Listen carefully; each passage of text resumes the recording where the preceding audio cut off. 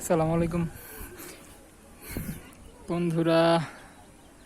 আজকে ঘাস কাটার সময় দেখলাম এটা ডিমের মতো, বাট এটা ডিম না, এটা একটা ফল, কিন্তু ফলটার নামটা আমি জানি না সঠিক। তোমরা যদি কেউ জানো নামটা আমাকে বলতে পারো। এটা শিকড়ও আছে। এটা কি ফল,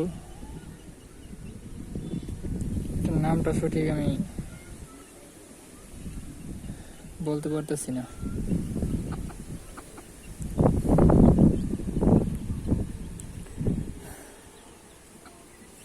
দেখো, নামটা যদি কেউ জেনে থাকো আমাকে বলো।